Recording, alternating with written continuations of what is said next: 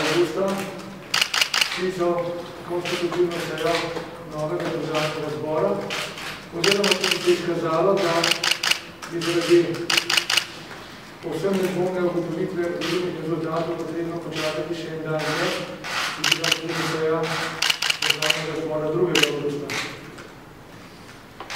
Kot veste, so potem na prvi seji državnega zbora izvedli tisto običajna dejanja, da se poslanski mandati, izvolite novi predsednik državnega zbora. In predsednik republike mi je dejal, da bo v približno 7 dneh po tej konstitutivni seji opravil tista posvetovanja predstavnikov predhodnih poslanskih skupin, katere je to dolžan storiti po ustavni normi. In veste, ima se 30 rok, vendar bo ta posvetovanja, kot je rekel, opravil že predvideno v 7 dneh, da se ta postopek oblikovanja nove vlade začne čim prej. Potem bo seveda izbral kandidata za predsednika vlade, torej tako imenovanega mandatarja, in ga predlagal v izvolitev državnega zboru.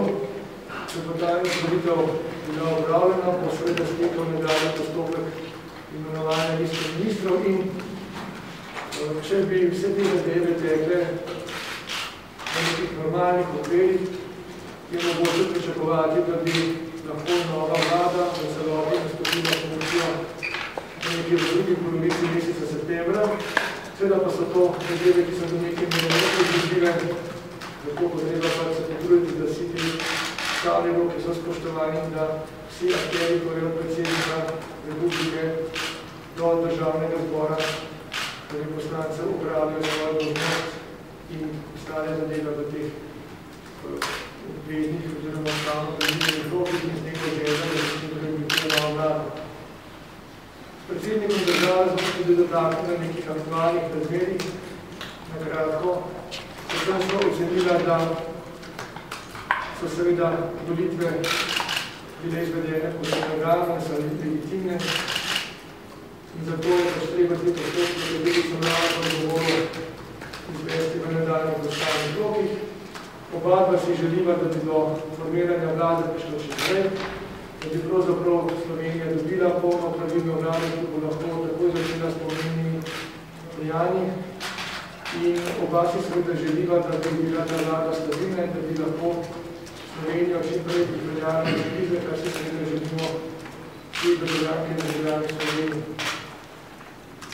Tu naprej pa seveda sem na voljo še za kakšno vprašanje, in pa bodo z vaših strani. Šabar Planet TV. Tomaž Celestina, Radnič Preveč Procela, govorite, postopke, kako ne potekajo. Čisto ključno, ker bo omogočilo pravzaprav sledenje tem postopkom, pa so vaša koalicijska pogajanja. To pomeni, da boste delili na ustanovni seji parlamenta zagotovljeno večino izvolitev predsednika in seveda potem naprej. Kdaj boste začeli koalicijska pogajanja, kdaj lahko stranke pričakujejo povabila in seveda vaš, če lahko temu rečem, predlog, kaj si vi želite imeti v programu vlade? S koalicijskimi pogajanji bomo pač začeli verjetno prvega prihodniki, predvsem v prihodnem tednu. Tudi mi, torej naša stranka, želi počakati še najbolj nekakšne izide, ki bodo le vsem jasno povedali, ali se tudi stranka SDS uvrstila v državni zbor svojih poslancev ali ne. Zdi se mi korektno, da je ta rezultatni zbor transparentno, da vemo, s komu se je možno pogovarjati v bodoči zadnji koaliciji. Tako da intenzivno bodo seveda ti pogovori potekali predvsem prihodnji tedni, potem vse do konstituiranja državnega zbora, ki bodo že morali biti vse neki zelo jasni odvisi koalicije določeni, seveda pa formalni postopek oblikovanja koalicije s tem še ne bo zaključen.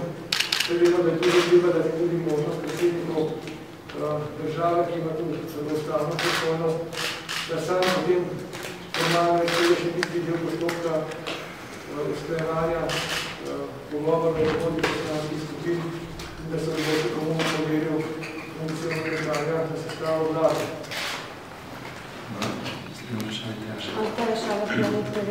Vlada namerava že na julijsko sejo uvrstiti imenovanje za evropskega komisarja. kakšno je vaše stališče, bi morala vlada, mislim, se ta vlada v tem posvetovati tudi z vami in ali se morda je? Menimo, da se mora vlada v takih odločitev posvetovati tudi z našo stranko in ostalimi strankami, ki so bili izvoljeni v državni zbor. Razumemo, da je to ta hip pristojnost vlade in da se prav dolgo s tem postopki ne mora vzdavljati, če želimo poletno izpeljati ta postopek imenovanja Evropskega komisarja oziroma komisarke. Menim pa, da je pravzaprav nekaj tako obžaluje, da vse doslej pravzaprav nevladne državni zbor nista izdelala nekega jasno predvidljivega in transparentnega postopka za imenovanje na to visoko funkcijo, kajti bilo bi dobro, da bi se vedelo, na kakšen način se predlagajo kandidati, kakšne pogodbe morajo kandidati in kako o tem vlada odloča.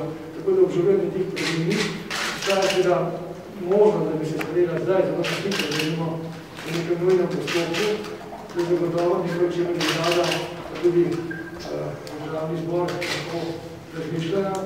Vsekakor pa, če bi se skladala, da za to nekaj bolje časa, imamo možnosti, pa pričakujem, da bomo tudi mi, pa in naša stranka, obveščeni v tem postopku in da bomo nekaj še povprašani vse za mnenje. Še eno od vprašanje, Nemče. Pa koga bi vi želeli videti na tem mestu? Je morda Alenka Bratušek za vas sprejemljiva kandidatka? Ali morda, ne vem, govori se tudi o imenu Mojmir Mrak? Ta hip nima še imena, za katerega bi se lahko zavzelo. Potem se bomo razgledali, če se zgodno posvetovali tudi na tiskanki. Tako da, takoj, ko bomo imeli kakšne vem, in seveda, če bomo zanj povprašani, kajti gre za informalni postopek, ki ne bomo vlada, bomo to ime sporočili seveda najprej predsednici vlade. Če pa, kot rečeno, do nas ne bo prišla neka prošnja, da se v tem izjasnimo, pa bomo ocenili kako in kaj.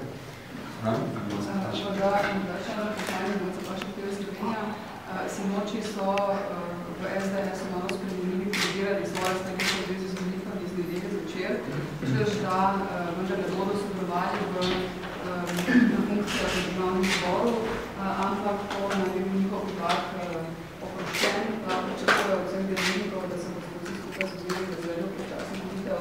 Torej, ti zlasti na vas, ki ste očitno predvsem novi novinar, kako gledate na njihova stališča v zvezi s temi počasnimi volitvami? Glede, mislim, da je treba, da tudi stranke SDS nekoliko več časa, da se pravzaprav poglobi v ta naša stališča, da pravzaprav ocenjali na pravi poti. Namreč po našem mnenju so bile volitve povsem legalne in legitimne. Vsakdo bi imel lahko kakšno pripombo na volitve, da nimo tudi na čas, da so bile izvedene sredi politika ali nekaj drugega, ampak jaz mislim, da je prav, da prav vsi razumemo, da je šlo za neko proceduro, ki jo moramo vsi spoštovati. Vsaki bo v neki točki komunikeran, pa vedno smo vsi na volitvah sodelovali, postopki so pripravljeni korektni, volivci so prišli, odločili, dali svoje glasove, tako da ne vidim ne jaz, ne predsednik republike, s katerim so v tem, kot rečeno, na kratko pogovarjala, nobenega razloga, da bi imeli glede tega kakšno zadrego ali slabo občutke. Torej, izvolili bomo povsem legitimno parlament in po predvidenih postopkih tudi povsem legitimno in legalno vlado in ne vidim nobenega razloga, zakaj bi lahko potem dotrdil, da bi bilo treba kasneje ponovno te faze premišljati, ponovno odpirati. Jaz mislim, da ravno nasprotno, da si vsi želimo in namen teh volitev bo ravno ta, da dobimo neko stabilno vlado, s stabilno koalicijo, ki bo lahko res intenzivno delovala za dobro državljanke in državljanke, ki poljala Slovenijo v teh letih zdaj prihodnih iz krize. Tako da na kakšne take ljudi imate ali bi rekel pomisleke, pač ne bomo prispeti. Morda sem samo bolj vprašanje glede koalicij, prej ste menili, da čakate določene rezultate tudi na to, da se bo državni zbor uvrstila ljudska stranka. Iz tega sklepam in tudi vaših izjav, da želite sestaviti široko koalicijo. Skratka, neke vrste koalicijo, kot smo bili deležni v preteklosti, v stilu Janeza Drnovška, levo, desno. Povejte, želimo si sestaviti čvrsto koalicijo, takšno, ki bo dovolj programsko in akcijsko enotno, da bo Slovenija lahko postopno to čim prej pripravljali iz krize.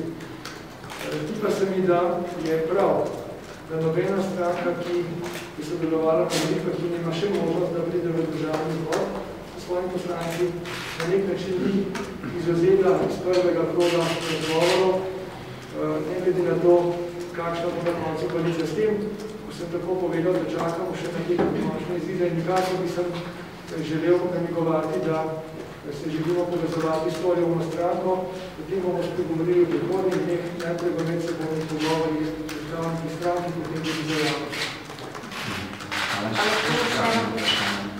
Ali drži, da gospod Kač ni več v igri za ministra za infrastrukturo in zakaj pa še eno, če lahko odgovorite na pogajanja sindikatstva danes, kaj boste storili, če vlada preveč popusti? Torej, na prvo vprašanje bi sprejeli gospoda Kača. Moram reči, da je ta vaša odmena, da je bil v igri za ministra za infrastrukturo napačna v naši stranki, saj koliko ljudi za našo stranko. Veste, da je znani strokovno sodeloval v pripravi programa.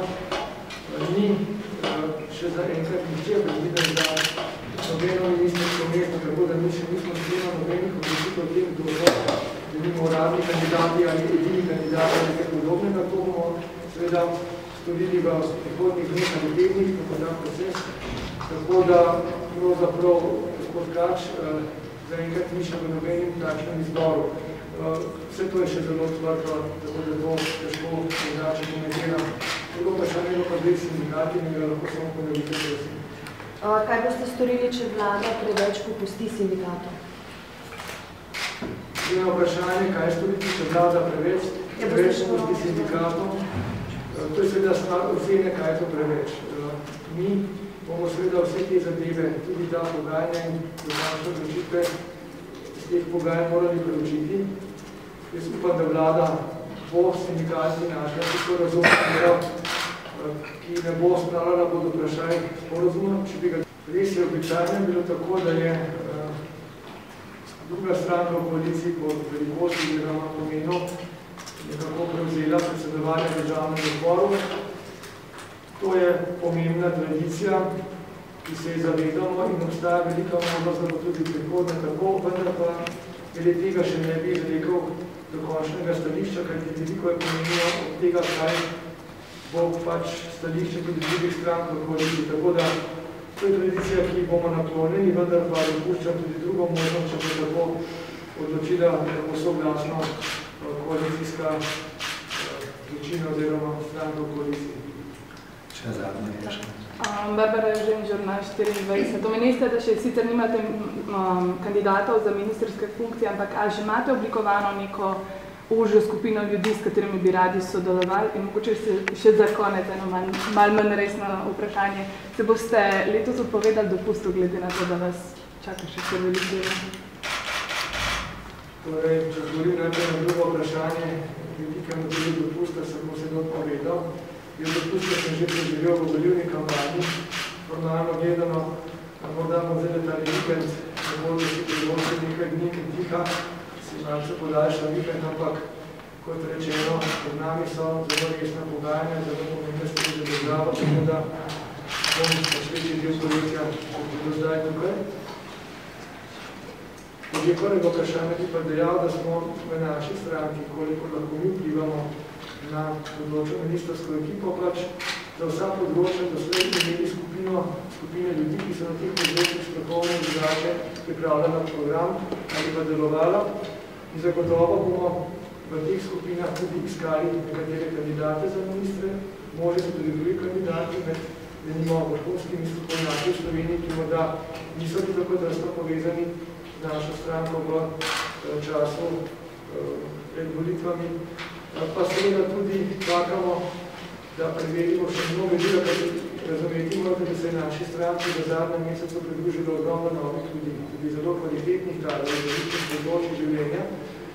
In tu moramo dejansko zelo previdno pravzaprav popraviti ta notranji organizacijski postopek, da bomo res dobili čim boljše kandidate. Hvala lepa. Hvala lepa, sem se pomagal.